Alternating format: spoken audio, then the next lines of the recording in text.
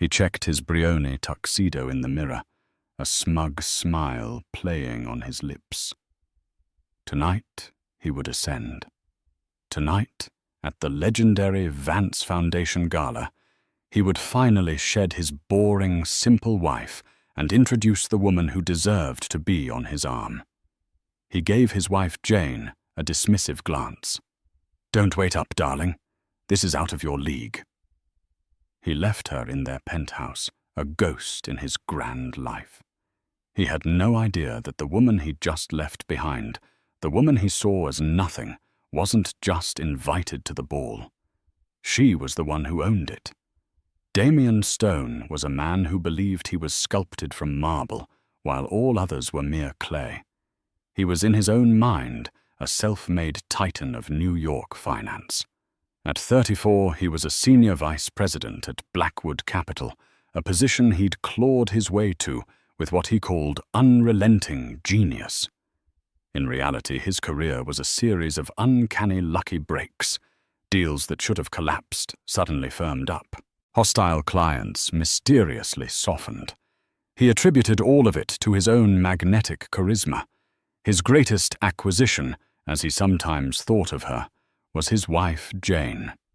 They had met at Harvard.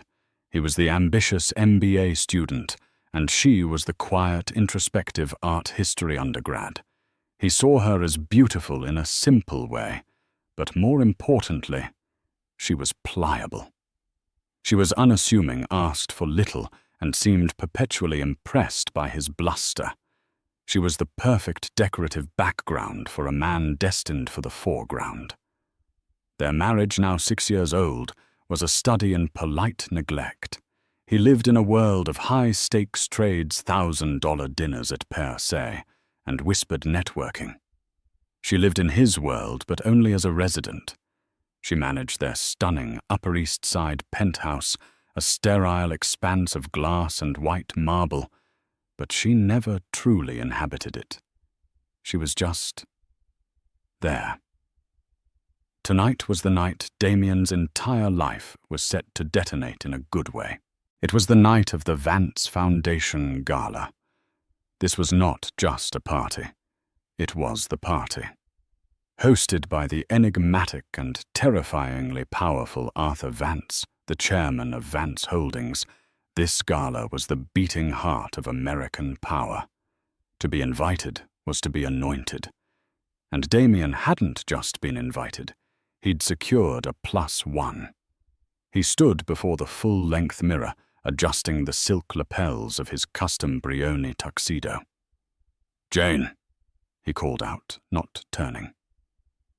Jane emerged from the library, a book in her hand. She was wearing simple linen trousers and a cashmere sweater.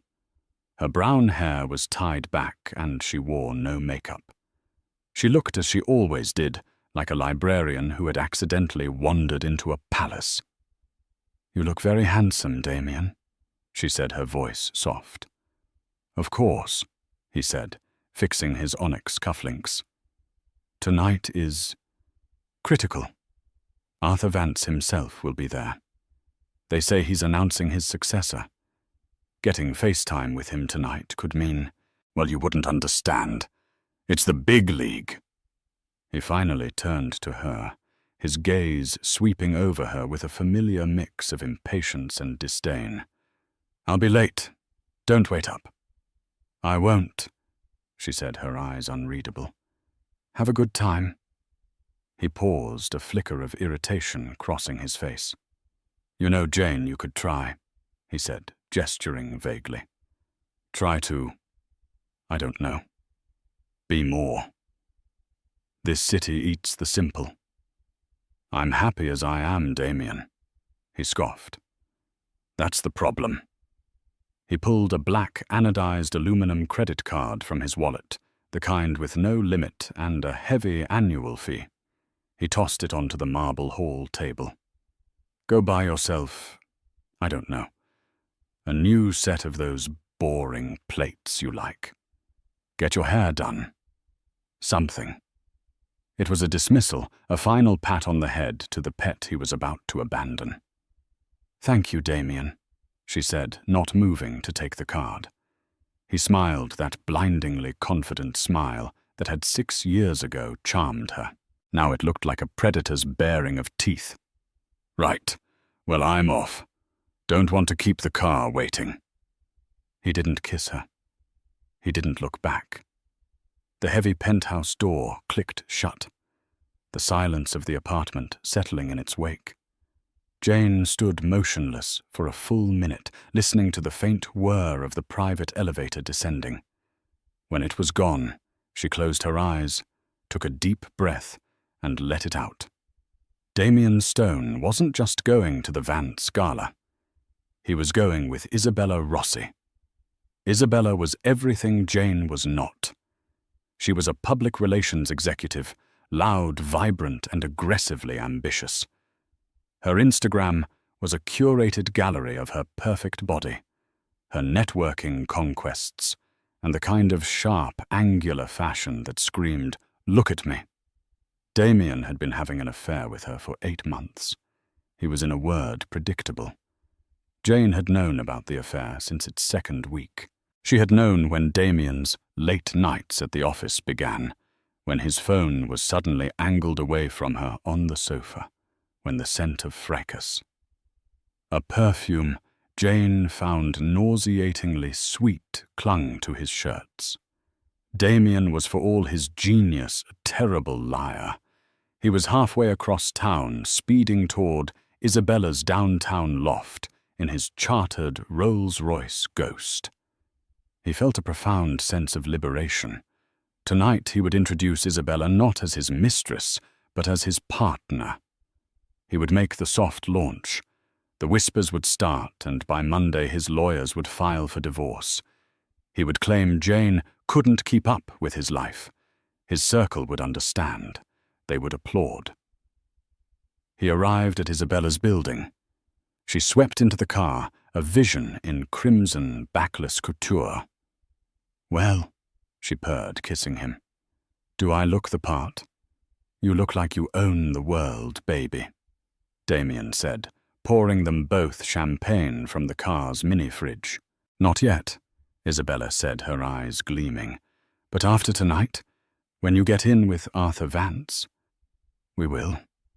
Just imagine it, Damien. You, me, and a seat on the board of whatever company you want. You're a king. You just needed a queen, not a mouse." "To us," Damien said, clinking his glass against hers. "To the new power couple of New York." He was intoxicated with his own brilliance. He, Damien Stone, had orchestrated this. He had secured the invitation. He was bringing the perfect woman. He was about to meet the most powerful man in the country. He had shed his boring, simple wife. He was a master of the universe. He was in his own mind infallible. And the infallible, as history has so often shown, are the easiest to break. The moment the thud of the penthouse door echoed through the marble hall, Jane's posture changed. The simple wife, the librarian, the ghost vanished. The woman who stood in the hall was someone else entirely. Her shoulders straightened, her chin lifted. A cold, clear focus snapped into her eyes. She walked past the credit card Damien had thrown, not even glancing at it. She entered her private study, a room Damien never entered, finding it cluttered with old books. She sat at her 18th century French desk and picked up a secure, unlisted phone. She dialed a single number. "Marcus," she said. "Miss Jane," a gravelly professional voice replied. "He's mobile. He's on his way to the pickup, Isabella Rossi. They'll proceed to the gala from there. Estimated arrival at Greythorne is 8:15. We'll be tracking. The car is 5 minutes out. Are you ready?" "I am," Jane said, and hung up. She moved from the study to her dressing room. Damien believed her closet was a modest affair of beige cashmere and sensible flats. He had never opened the biometric locked door at the far end. The room beyond was not a closet. It was a vault. Awaiting her was not a dress, but a statement. It was a bespoke creation from a legendary reclusive Parisian designer, a man who only worked for 3 families in the world. It was a gown of the deepest sapphire velvet, a color that evoked midnight skies and royal blood. It was structured architectural and utterly severe, designed to command respect, not to beg for attention. And with it, the jewels. She opened a safe. Inside, on black velvet, lay the Vance emeralds. This was not some Cartier bauble. This was a set with a name, a history. A necklace of 6 colossal, perfectly matched Colombian emeralds, each one surrounded by flawless diamonds with earrings and a bracelet to match. The set was rumored to have been a gift from a Russian Tsar to a Vance ancestor, and was considered priceless not just in monetary terms, but as a symbol of the family's legacy. As Jane began to prepare, her mind drifted back, not in sorrow, but in analysis. She had loved Damien once. The man she met at Harvard was charming, driven, and full of life. She had been hiding then too, living under an assumed simple name, desperate for a normal life after a childhood spent in the gilded cage of Vance security. She had wanted to be loved for Jane, not for Vance, and Damien had loved her. But his love was thin, and his ambition was a cancer. It grew, and as it grew, it devoured the man she knew, replacing him with the arrogant, cruel stranger who had just left. Her father, Arthur Vance, had seen it from day one. "He doesn't see you, Jane." Arthur had told her over dinner at their private estate, Greythorne, a year into the marriage. "He sees a comfortable life. He sees a placid woman who will never challenge him. He's a weak man, trying to build a cage for himself out of what he thinks is strength. He'll grow farther," she had insisted. "He just needs to feel secure." A man who needs to diminish his wife to feel secure is not a man, Jane. He is a parasite. The words had stung then. Now they were a cold, hard truth. The affair with Isabella was the final proof. It wasn't even a passionate, tragic affair. It was a networking affair.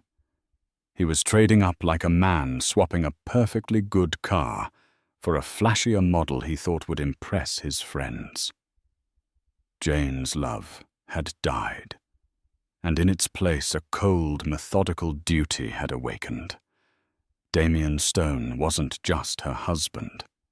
He was a mistake, and the Vances did not tolerate mistakes. She had been the one to secure his invitation. She had been the one to allow his +1 flagging Isabella's name for security so she would be permitted to enter. She hadn't just known about his plan. She had approved its logistics. Tonight was not a confrontation. It was a corporate restructuring. Damien Stone was a bad asset, and he was about to be liquidated. A discreet chime sounded at her service entrance. Marcus. She was ready. When Jane walked out of the penthouse, she was no longer Jane Stone. She was Jane Vance. Her hair was swept up in an intricate, regal chignon. The Vance emeralds glittered at her throat. The sapphire gown made her look like a warrior queen. The car waiting was not a flashy Rolls. It was a black, armored Mercedes-Maybach S680, a silent, menacing shadow. Marcus, her head of security, a man who had served in the SAS before heading her private detail, held the door. "Greythorne, Ms. Vance?" he asked. "Greythorne." She confirmed, her voice a full octave lower, richer and more confident than the one Damien had heard. "And Marcus' status on my father. The chairman is on site and awaiting your arrival. He's eager." "Good," Jane said, as the car slipped into the New York traffic, a ghost of immense power moving silently through the city. So am I. Greythorne Manor was not in the Hamptons. The Hamptons to the Vances were for new money and summer people. Greythorne was a colossal 100-room granite estate built into the cliffs overlooking the Hudson River, an hour north of the city. It was old money generational power, a fortress that had hosted presidents, kings, and industrial titans for over a century. To reach it, guests had to pass through 3 separate high-security checkpoints. Damien and Isabella arrived at the first gate. The guard, armed and polite, checked their names. Stone Damien, +1, Rossi Isabella. Welcome. He didn't even call me Mr. Stone, Damien muttered, annoyed. Don't worry, darling, Isabella cooed, reapplying her lipstick. By the end of the night, they'll be calling you Sir. They drove for another mile through dense, ancient forest before reaching the second checkpoint, this one manned by men in dark suits with earpieces. Invitation, please, the agent said. Damien presented the heavy, cream-colored card. The agent scanned it. Thank you. Proceed to the lower terrace for cocktails. The main house is restricted. Restricted? Damien bristled.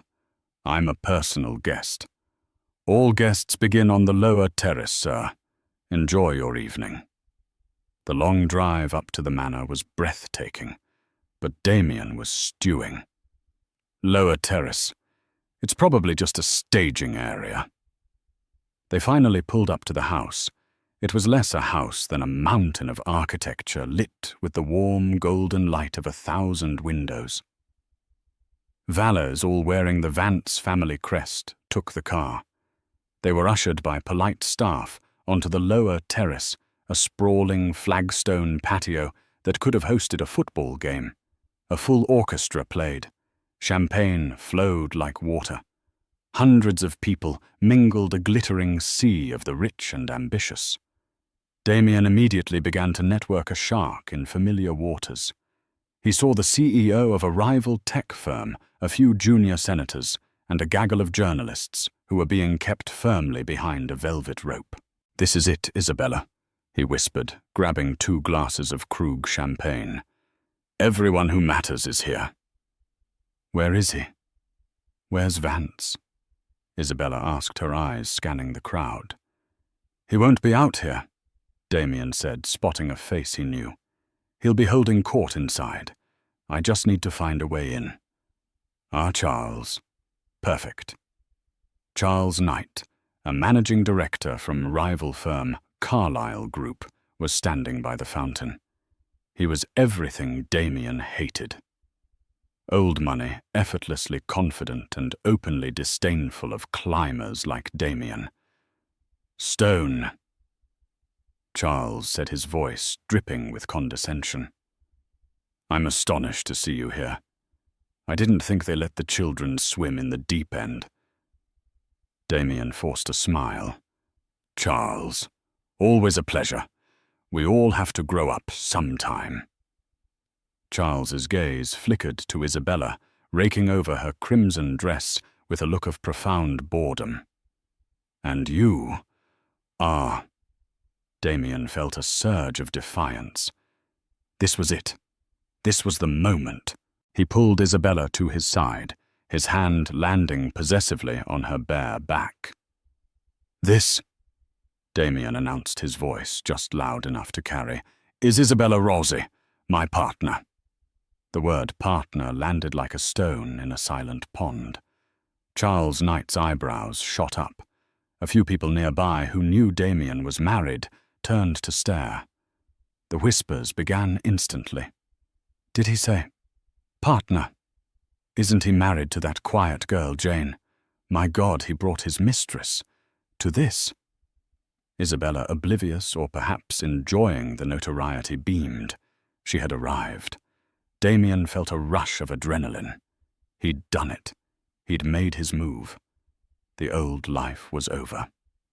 Good to see you, Charles, he said, and steered Isabella away, leaving Charles standing there with a look of stunned, almost comical disbelief. "Well, that's done," Damien said, feeling invincible. "People will talk. Let them.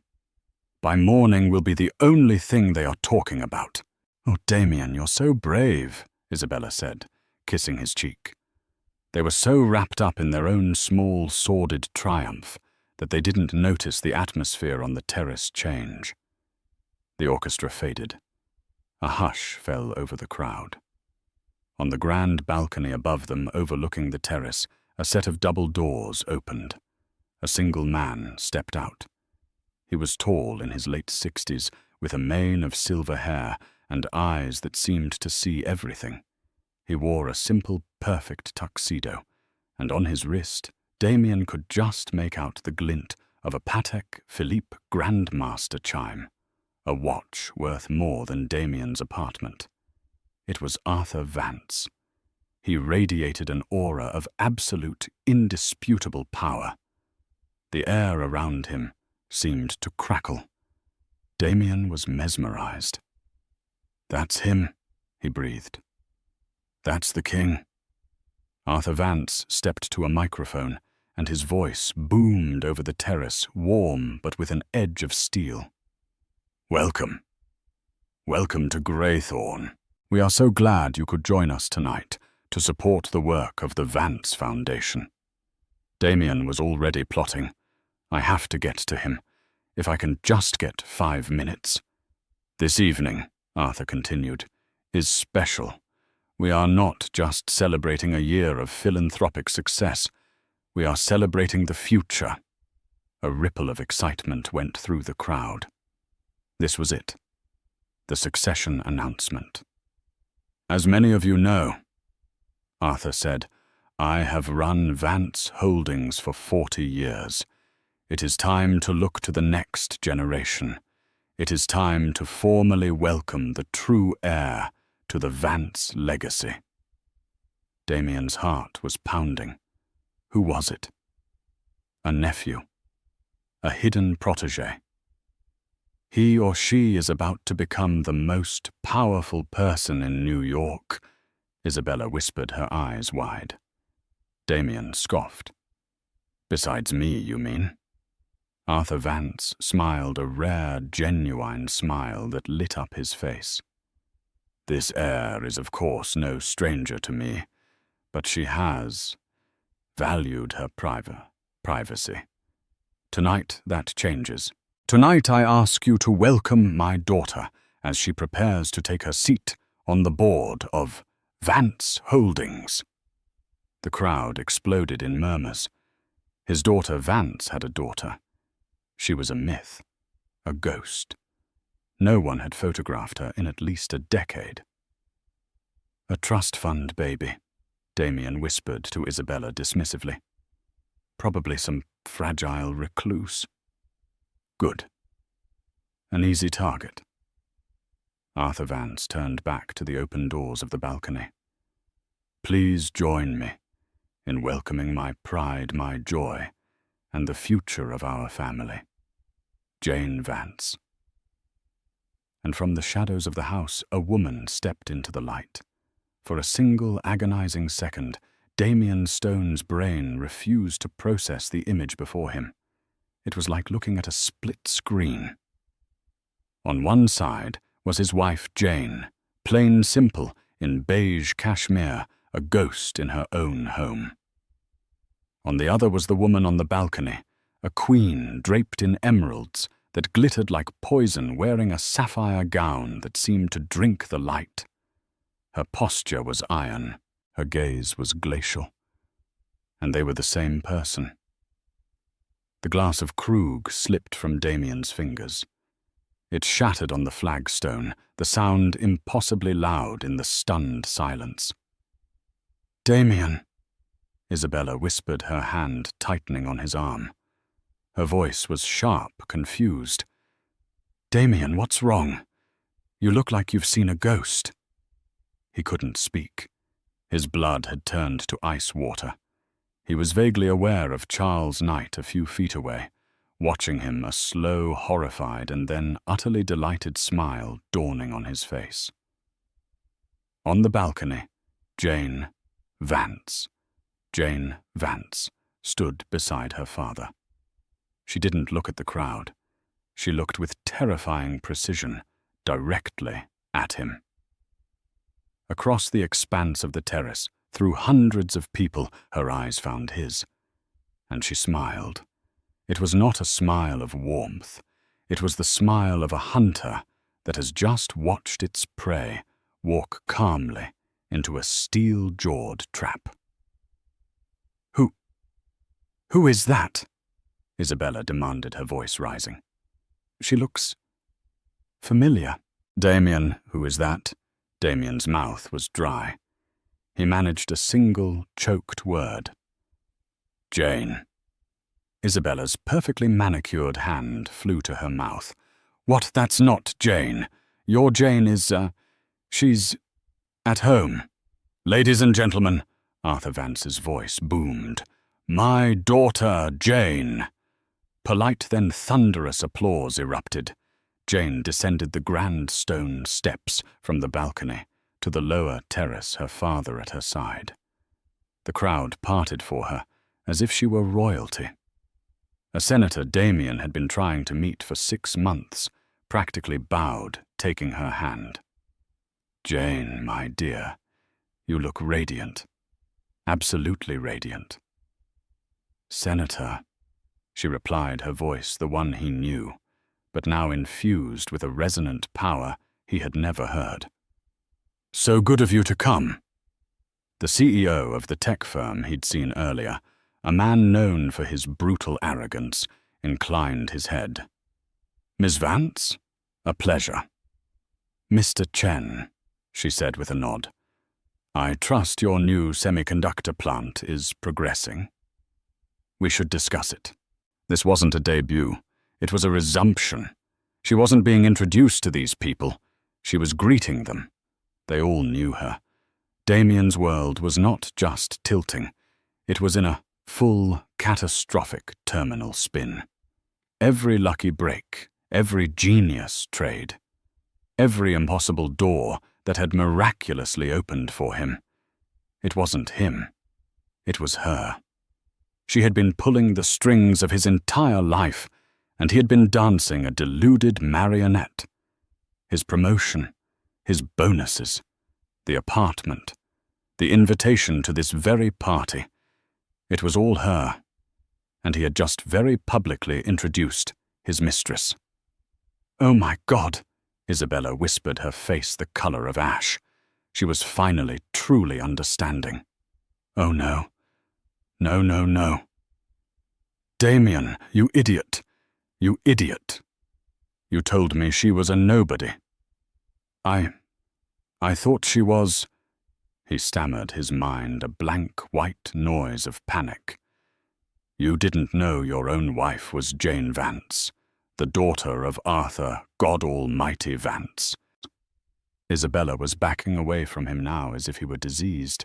"I have to go. I wasn't here. You and I, we're nothing. I never met you." "Isabella, wait!" Damien hissed, grabbing her arm. "Get off me!" she shrieked, pulling away. And just like that, Jane was in front of them. She had glided through the crowd, her father and 2 grim-looking security men, one of whom Damien now recognized as Marcus, their doorman, flanking her. The small localized drama had drawn a circle of silence around them. Everyone was watching. Jane looked at Damien. Her face was a mask of cold, polite inquiry. The Vance emeralds at her throat seemed to pulse. "Damien," she said, her voice terrifyingly calm, "I see you made it." He opened his mouth. No sound came out. He was paralyzed. His arrogance, his confidence, his entire sense of self had been amputated in a single, clean stroke. "And you must be Isabella," Jane continued, turning her gaze to the trembling woman. Isabella looked like she was about to be sick. "The partner. It's a bold dress. Thank you for coming." The politeness was more brutal than any scream. Damien finally found his voice, a desperate, pathetic croak. "Jane, darling, this is a misunderstanding. A joke. This is a joke, right?" Jane looked at him, and for the first time, a flicker of genuine emotion crossed her face. Pity. It was the most devastating expression he had ever seen. "A joke," she repeated. "No, Damien. The joke is over. Jane, darling, please." Damien was practically whimpering. He reached out to touch her arm, a desperate, fumbling gesture. Marcus, the head of security, stepped forward half an inch. He didn't touch Damien. He didn't have to. His mere presence was a wall of physical threat. Damien's hand froze in mid-air. "Don't call me darling," Jane said, her voice dropping to a whisper that was somehow more chilling than a shout. "You lost that privilege about 8 months ago. To be precise, you lost it on the Tuesday. You had a client dinner at the Carlisle, but were in fact at Isabella's loft. You prefer fracas. A poor choice. It's dreadfully cloying." Damien's blood evaporated. She knew. She had known everything. Arthur Vance, who had been watching this exchange with the detached interest of a biologist studying an insect, finally spoke. His voice was a low rumble, like distant artillery. "So this," he said, "is Damien Stone." He said the name as if it were something distasteful he'd found on his shoe. Damien's head snapped up, his panic momentarily replaced by his ingrained obsequious nature. "Mr. Vance, Sir Arthur, why, I am so honored to meet you. I'm your son-in-law." Arthur Vance let out a short, sharp bark of laughter. The crowd around them winced. "You are not my son-in-law," Arthur growled. "You are a line item, a rounding error." A project my daughter took on, believing she could turn a sow's ear into, well, anything other than a sow's ear. She was mistaken. The public humiliation was so profound, so absolute, that Damien felt his knees buckle. "Sir, please, let's talk about your genius career at Blackwood Capital," Arthur continued, stepping closer. The man smelled of old money, expensive cigars, and absolute power. "Do you know Jim Blackwood, the Blackwood in Blackwood Capital?" Of course I know of him." "He was my roommate at Yale," Arthur said, flicking a piece of lint from his lapel. "When my daughter asked me to help her new husband, I called Jim. I told him to hire you. You weren't the best candidate. You were, in his words, an arrogant lightweight with a decent resume. But I asked, as a favor." Every head in the vicinity was turned toward them. This was not just a scene. It was a public execution. "But my trades," Damien whispered, his last defense crumbling. "My portfolio. I'm up 30% year over year." "Your trades," Jane said, taking over. Her voice was sharp, a surgeon's scalpel. "Damien, you are the single worst trader I have ever seen. You are reckless, you follow trends, and you have the strategic foresight of a lemming." She motioned to a man standing behind her father, a thin man with a tablet.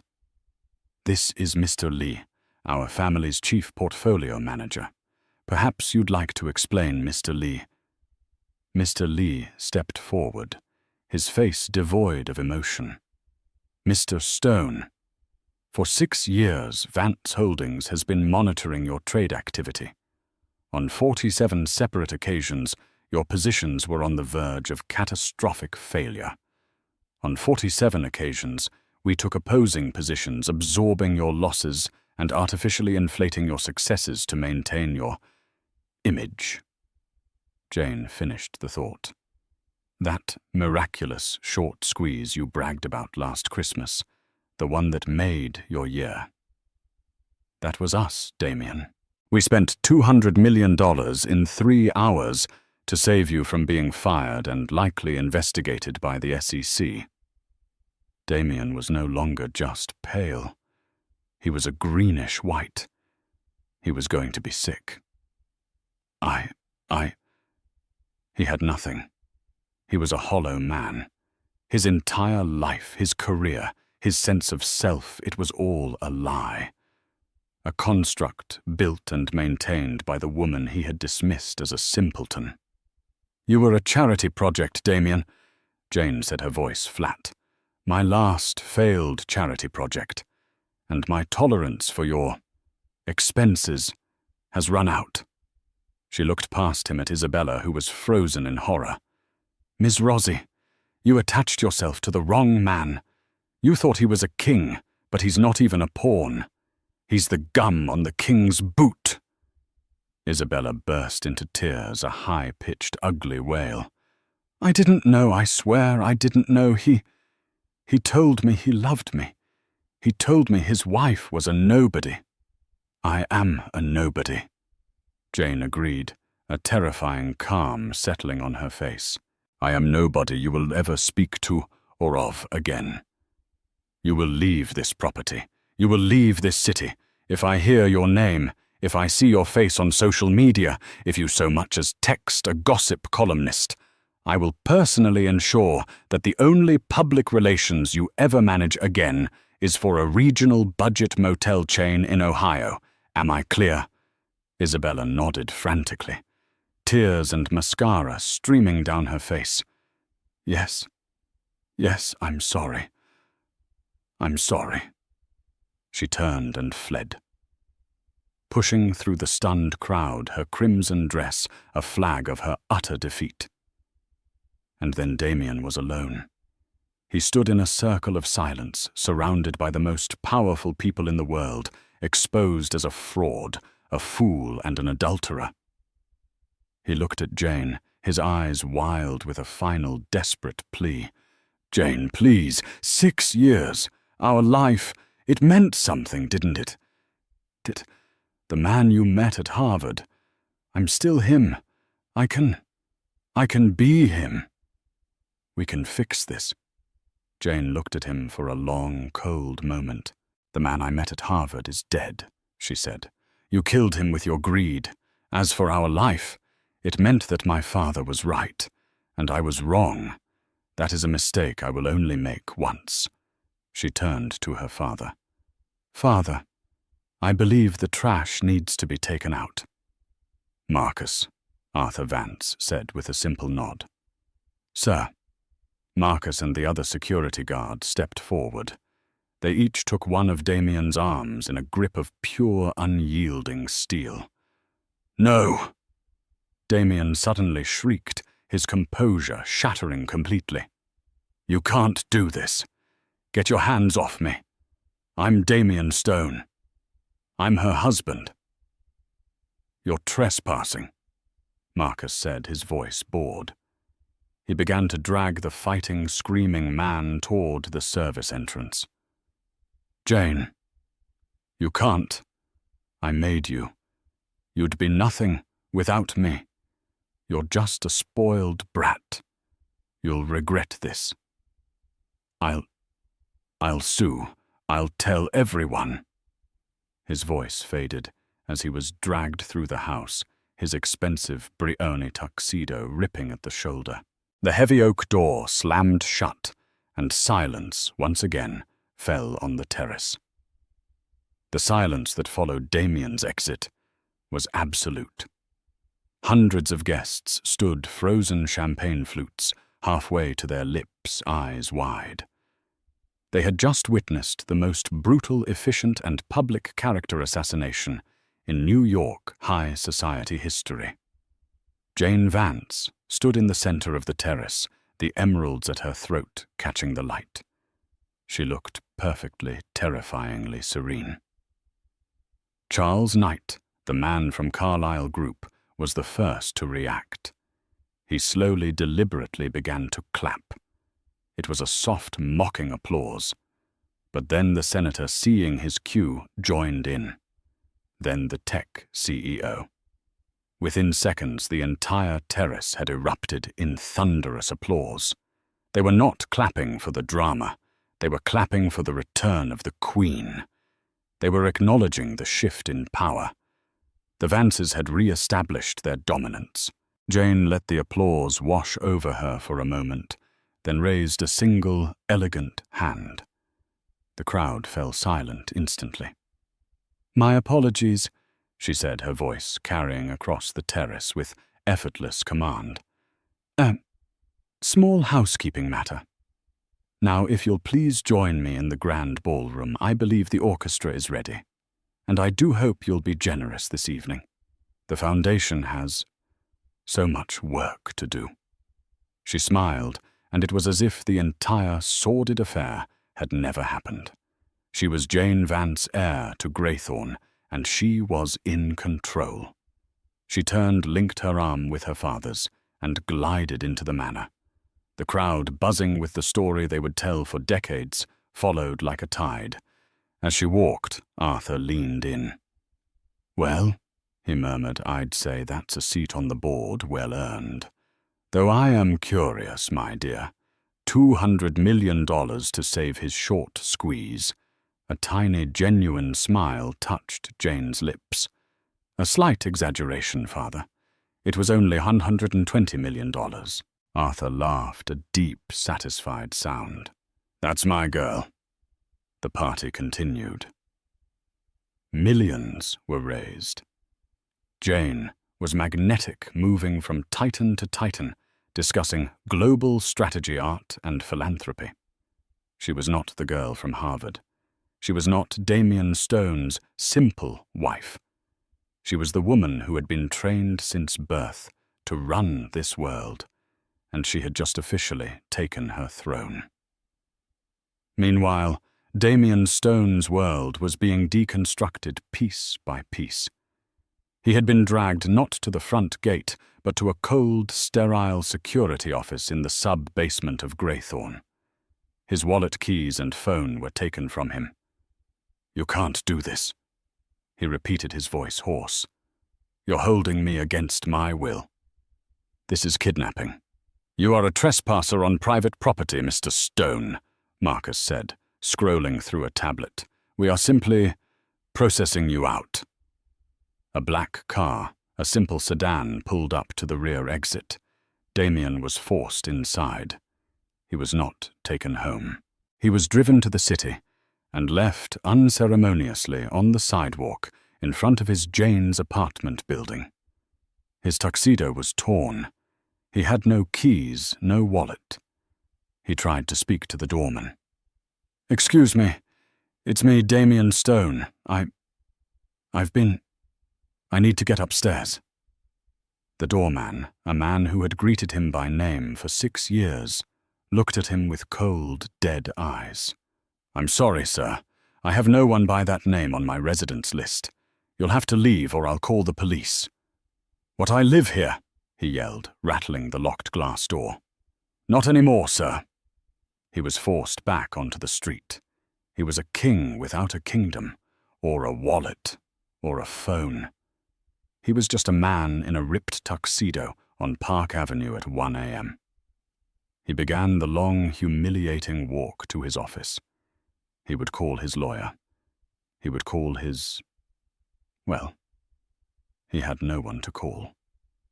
When he finally arrived at the Blackwood Capitol building at 3 a.m., having had to beg a taxi driver to take him for free, the night guard wouldn't let him in. "Mr. Stone, your access has been revoked." "What are you talking about? I'm a senior vice president." The guard pointed to a small, sealed banker's box on the security desk. "I was told to give you this. You've been terminated, sir. Effective immediately." Inside the box were a few personal items from his desk, and a single piece of paper, a termination letter. It was signed by Jim Blackwood himself. The reason gross moral turpitude and actions bringing catastrophic disrepute to the firm. He was done. Blacklisted. Finished. The true liquidation, however, was happening back at the penthouse. When Jane returned from the gala at 4 a.m., the apartment was not empty. It was filled with a team of women in white gloves. They were not movers. They were purifiers. Every item Damien Stone had ever purchased, every suit, every shoe, every cufflink, every file, every toothbrush was being oxed and labelled. "What's the status?" Jane asked, sipping a glass of water. "We're almost complete, Ms. Vance," the team leader said. "The items will be incinerated by 6 a.m. "Not incinerated," Jane said. "Donate them, all of them. Send them to the Bowery mission. Someone should get some use out of them." "Very good, Ms. Vance." Jane walked to the sterile white marble hall. The black credit card Damien had tossed at her was still there. She picked it up, looked at it for a moment, and then with a simple snap broke it in half and dropped the pieces into a waste bin. She walked into the master bedroom. By morning, the locks would be changed, her name legally restored to Jane Vance, and the divorce papers which she'd had drawn up 6 months ago would be filed. Damien Stone was not just out of her life. He was being erased. The downfall of Damien Stone was not a quiet affair. It was the talk of Wall Street for a month. To be vanced, it became a new verb, a synonym for being so thoroughly and publicly destroyed that your very existence was called into question. Damien, of course, tried to fight. He hired a shark of a divorce lawyer screaming about marital assets and community property. The meeting was by all accounts brief. Jane's lawyer, a quiet, terrifying man from a firm that had represented the Vance family since the 19th century, slid a single thin folder across the table. "My client, Ms. Vance, is prepared to be generous," he said. Damien's lawyer laughed. "Generous? Your client has illegally frozen all of my client's assets. He's entitled to 50% of that penthouse, 50% of the art." 50% of... Jane's lawyer held up a hand. "You are mistaken. He is entitled to 50% of the marital assets. The penthouse," he said, tapping the folder, "was purchased by a Vance family trust 2 years before the marriage. Mr. Stone was merely a listed resident. The art is all on loan from the Vance Foundation. The cars are leased by Vance Holdings. The very funds in their joint account were deposited monthly from Ms. Vance's personal trust." He slid the folder open. "We have, however, catalogued Mr. Stone's actual contributions to the marital estate." He pulled out a single sheet of paper. "It seems," the lawyer said, "that Mr. Stone purchased a $1,200 television in 2019 and a $2,300 subscription to a Wine of the Month club.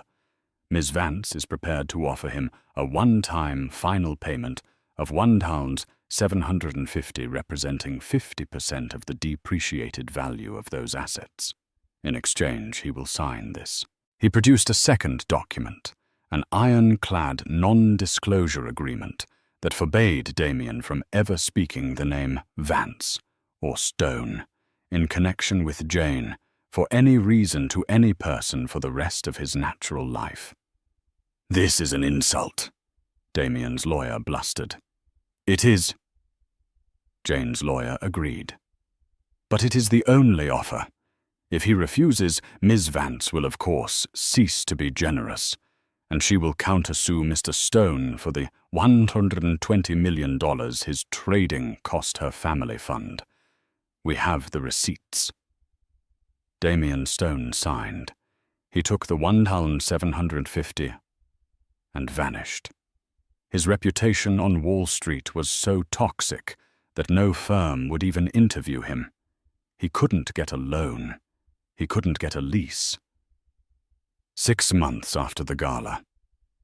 Charles Knight, The man from Carlyle Group was walking through the financial district. He stopped at a pret-a-manger to grab a coffee, and he saw him. Damien Stone.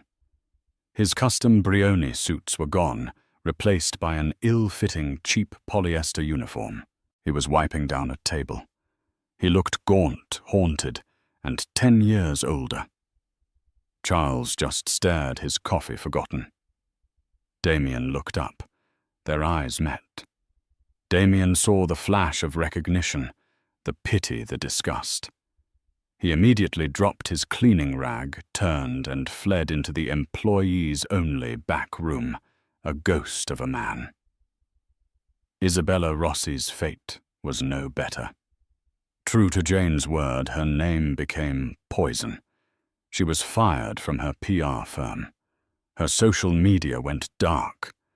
She was last seen by a society blogger, boarding a bus at Port Authority, her designer luggage replaced by a simple duffel bag.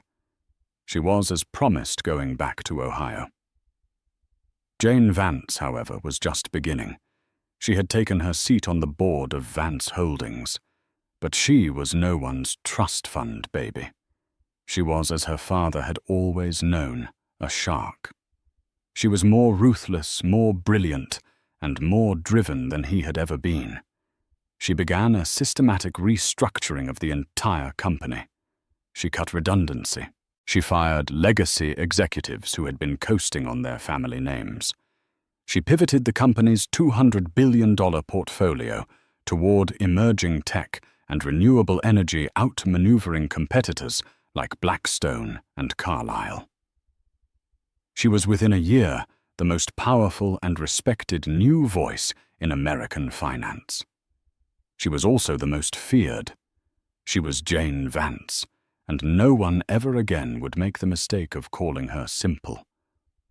2 years after the gala, Jane Vance stood in the main boardroom of Vance Tower, a 90-story monument of steel and glass in Midtown Manhattan.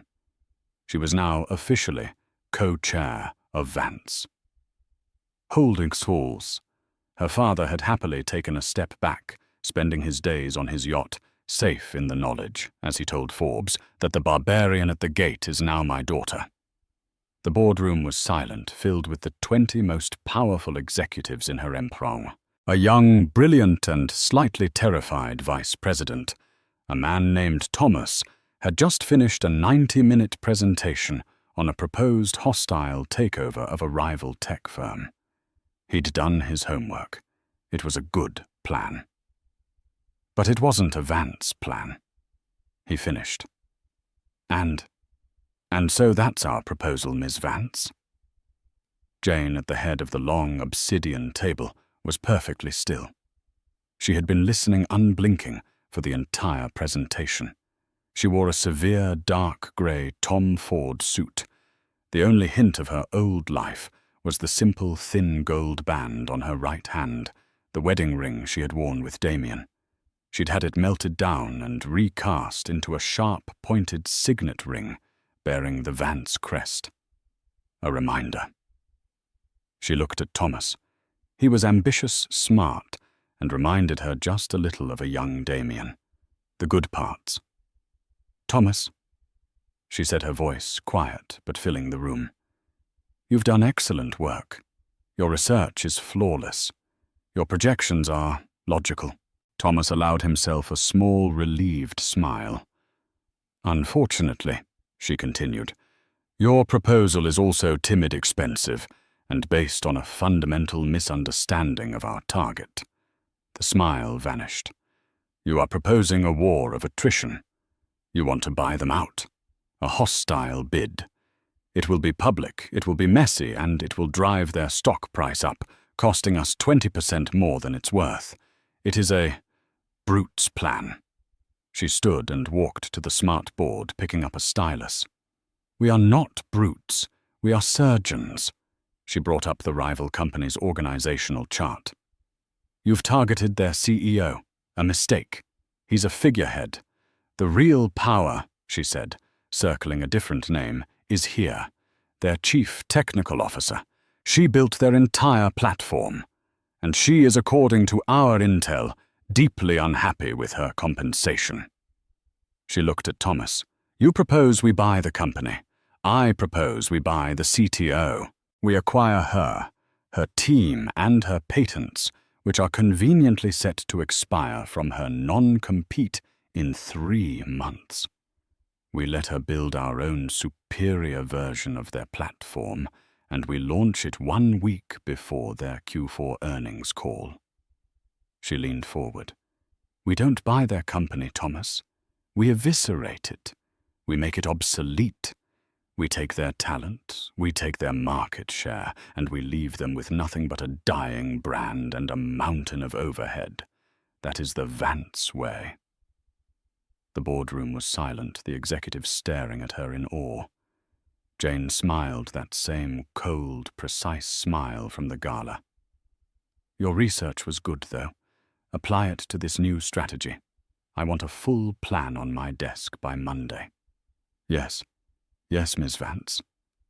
"Thank you, Miss Vance," Thomas stammered, gathering his things. She watched them all file out, a room full of powerful men, all of them looking at her with a mixture of terror and profound respect. She was alone. She walked to the floor-to-ceiling window, looking down at the city she now in many ways commanded. She was not the simple wife. She was not the trust fund baby. She was Jane Vance. She had been forged in the lie of her marriage and had emerged as pure hard steel. She had paid for her one mistake, her one moment of weakness, 6 years ago at Harvard, and she would never, ever make it again. The cage was broken, and the Queen was at last free.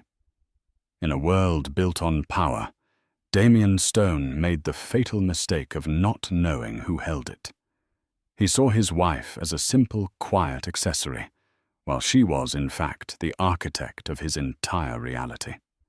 He thought he was climbing to the top, only to find out she was the top, and she was tired of holding him up. His fall was swift, total, and a brutal lesson. The person you underestimate the most is often the one holding all the cards. What did you think of Jane's ultimate cold-blooded revenge?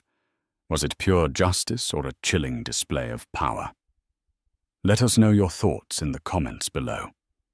If you love stories where the tables are turned and the truth comes out in the most dramatic way possible, make sure to like this video and share it with a friend who loves a good twist. And don't forget to subscribe and hit that notification bell so you never miss another story of real-life drama and shocking revelations.